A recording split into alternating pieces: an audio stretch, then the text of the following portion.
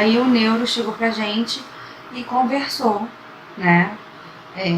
Fez vários testes no Bernardo, analisou o Bernardo clinicamente, e veio conversar com a gente que achava melhor a gente levar o Bernardo num psicólogo, numa psicopedagoga, numa fonoaudióloga e alguns profissionais, e que não ia ali dizer pra gente exatamente o que ele desconfiava que o Bernardo tinha.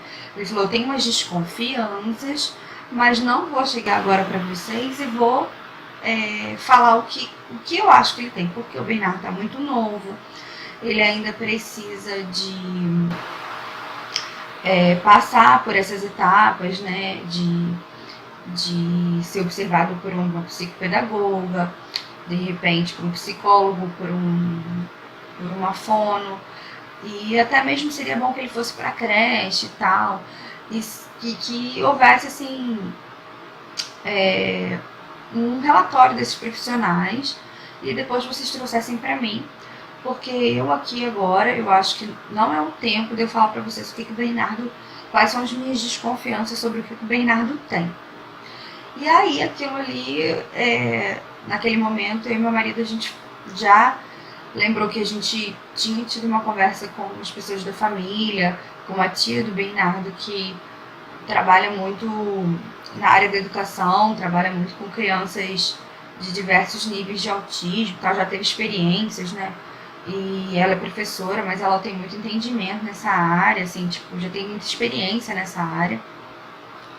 E ela já tinha alertado, a gente já tinha conversado com a gente que ela achava, que ela desconfiava de que talvez o Bernardo pudesse ter autismo, né?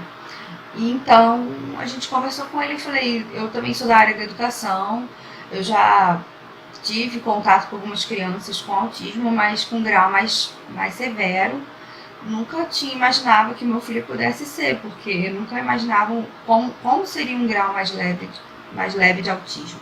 Então, assim, o que fez a gente desconfiar e chegar até o neuro foi mais essa questão da estereotipia que ele faz, que é abrindo os braços. Mas ele também teve outras características, né, de uma criança que poderia nos fazer pensar em uma criança autista, mas que a gente não tinha esse olhar mais apurado, que a gente não tinha esse olhar que agora a gente tem um pouco, né, que a gente também vai aprendendo, vai conversando, e essa tia do Bernardo também me esclarece algumas coisas, a psicopedagoga, a fonoaudióloga um pouco também.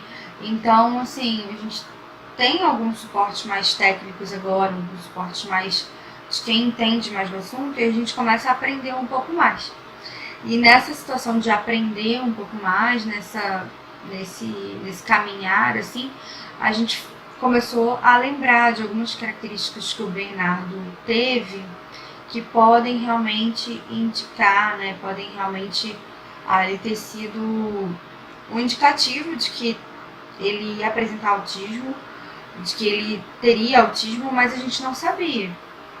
Então, assim, uma das coisas é que quando ele era pequenininho, ele pegou, quando ele tinha uns 2 meses, assim, acho que entre 1 e 2 meses, ele acabou pegando um pouquinho a chupeta. Mas não era aquela coisa de pegar e ter que ter a chupeta o dia inteiro com ele. Ele chupava bem pouquinho, às vezes para dormir, e depois largava. Ele nem ficava o dia inteiro com a chupeta. Mas, em compensação, né, ele não tinha esse movimento muito de ficar, que é comum das crianças, né, chupando chupeta em sucção e tal. Mas ele, em compensação, ele chupava o bracinho dele. Então ele pegava, e eu achava que era meio que substituindo a chupeta. Mas hoje em dia, com um olhar mais assim apurado, né, também é uma hipótese também que a gente levantou, não foi nenhum profissional que me falou isso, mas a gente já tem uma ideia, a gente já acha que esse movimento de chupar o bracinho, que ele chupava bastante, deixava o bracinho bem roxo, sabe? Então a gente acha que essa questão de chupar o bracinho já também tinha algo a ver com o autismo, e era alguma maneira dele se aliviar em alguns momentos, sabe, de tensão. porque também ele não chupava só dormindo, né? Mas ele chupava também ao dormir. E quanto a essa questão de fazer esse movimento de sucção no braço, chupar o bracinho, a gente ficava muito preocupado e eu não sabia como intervir, como realmente tirar aquela mania, né? Aquela vontade dele de chupar o braço. E eu ficava nervosa, porque a gente saía, ia passear, bem nada, tava com o braço roxo. Ou mesmo em casa, eu não suportava ver que meu filho meio que sem querer tava se machucando, né? Mesmo que não fosse por vontade de se machucar, mas ele tava se machucando. E aí eu ficava triste de ver o roxo no braço dele. E eu comecei a tentar fiz várias. Levantei, né? Conversei com o pessoal da família, levantei várias hipóteses do que eu poderia fazer. E uma das coisas que me foram sugeridas foi dar um tapinha na mão ou dar um tapinha na boca dele. Que essa foi uma das primeiras sugestões que eu tive. E assim, eu fiquei com o coração na mão, porque o Bernardo, ele era muito novo para isso, sabe? Eu achava que ele era muito novo para entender esse tipo de linguagem, de dar o tapinha, mesmo que fosse fraquinho, e ele entender que aquilo era uma coisa para ele realmente parar. Eu falava, aí eu comecei a tentar, assim, nesse sentido, eu comecei a tentar falando mais sério, brigando com ele, mas ele ainda também não entendia a linguagem do falar mais sério, brigar com ele, porque ele era muito novinho, né? Ele era muito bebezinho, tipo, acho que eu comecei a tentar fazer isso quando ele tinha lá pros 6, 8 meses, eu não me lembro certinho, nessa época, assim, né? Entre esse tempo, assim, eu creio que eu fiz essa tentativa, porque eu achei assim, agora ele já tá numa fase que eu posso tentar. Mas mesmo entre 6 e 8 meses, ele não tinha esse entendimento, né? Briguei, vou parar de fazer, tô fazendo algo errado. Ele não tinha ainda aquele entendimento.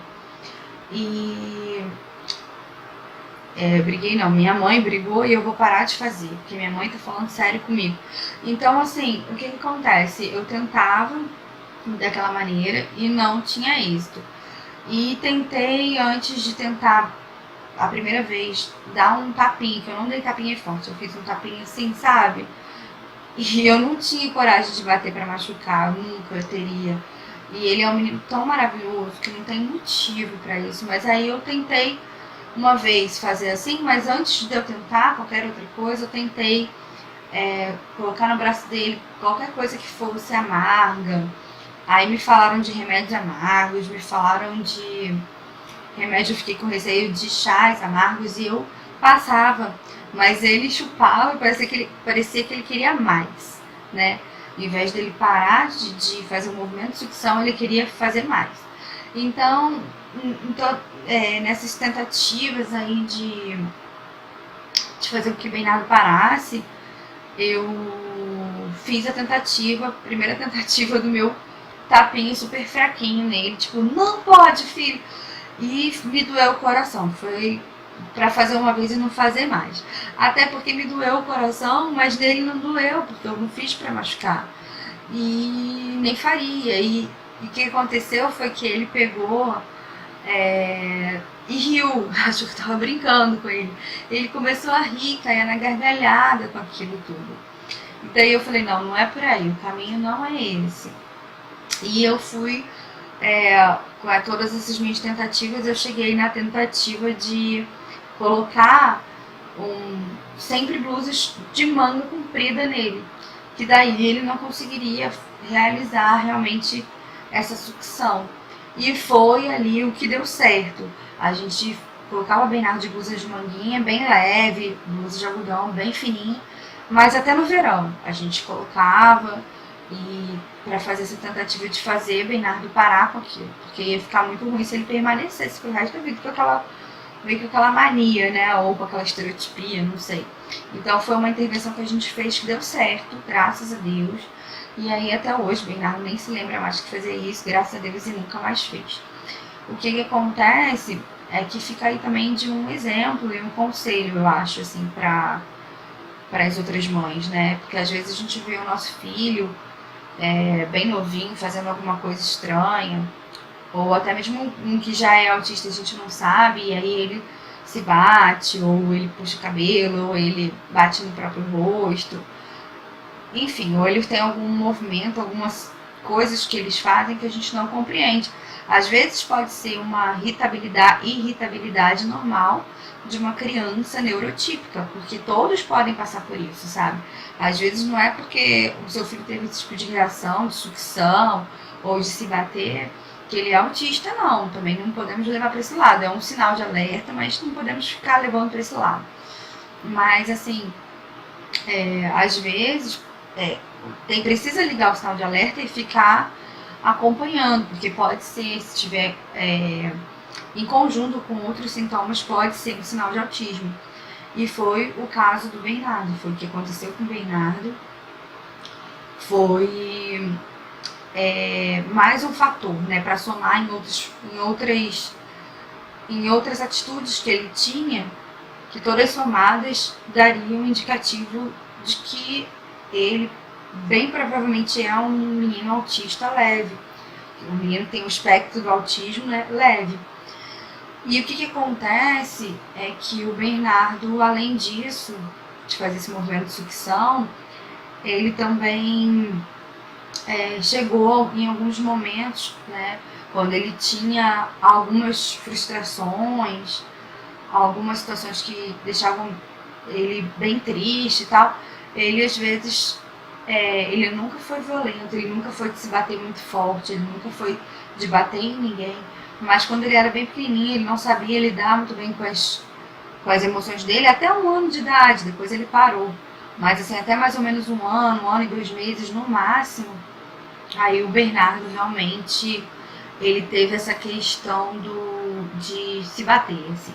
Tipo, ficava chateado, irritado, o priminho, o amiguinho, pegava um brinquedinho dele, alguma coisa acontecia que entristecia o Bernardo se batia no rosto, era só um pouquinho.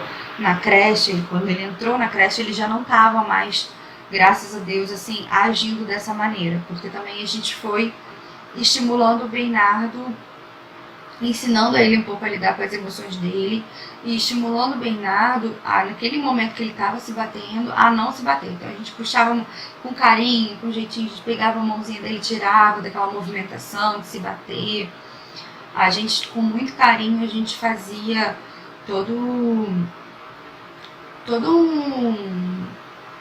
uma intervenção para poder o Bernardo conseguir sair daquela movimentação, que era uma maneira de demonstrar descontentamento.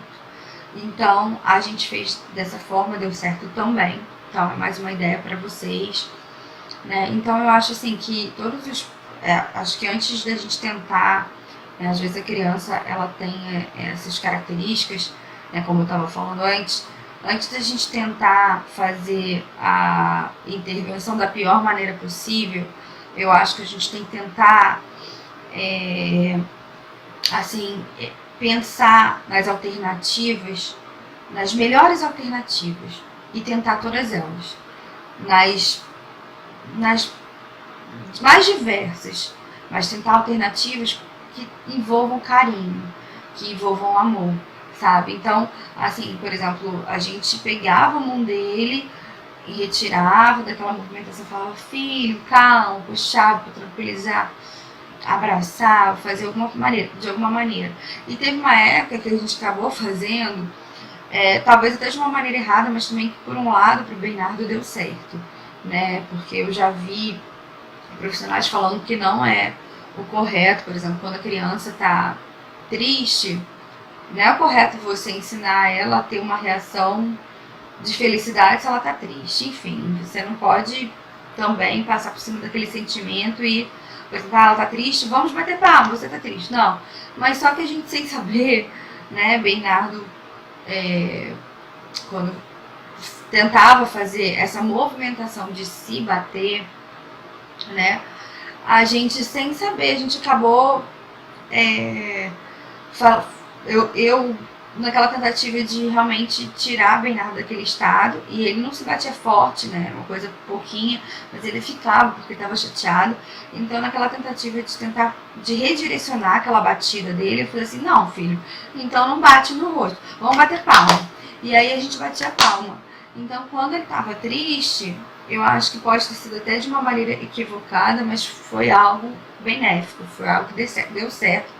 Na nossa família deu certo para o Bernardo. Então, assim, não bate aqui no rosto. Vamos fazer assim? Tá triste, tudo bem, tá triste, mas vamos bater palma. Aí batia a palma. Passou. Então a gente ia, ao invés de bater no próprio corpinho pra mostrar indignação, era assim. Aí ele, ao invés de fazer aquela palma alegre, ele né, fazer aquela palma de triste. E ficava triste, entendeu? Mas batia a palminha. Melhor bater palminha do que bater no próprio corpo, mesmo que seja fraquinho, né? Porque de repente ali poderia vir uma força maior, então a gente redirecionou para a palminha. E foi uma coisa que deu certo no Bernardo também. Então, assim, são algumas características. Como eu falei com vocês, tem muita coisa para falar para vocês, que eu vou lembrando aos pouquinhos. Mas para não ficar postando vídeos muito longos, eu vou aos pouquinhos com vocês, vou devagar, vou conversando um pouquinho a cada dia. E é isso aí. Por hoje eu vou ficar aqui, tá bom? E vou ficar já morrendo de saudade de vocês. Um beijo, fiquem com Deus, até mais. Tchau, tchau. Que é isso, filho? Gostou?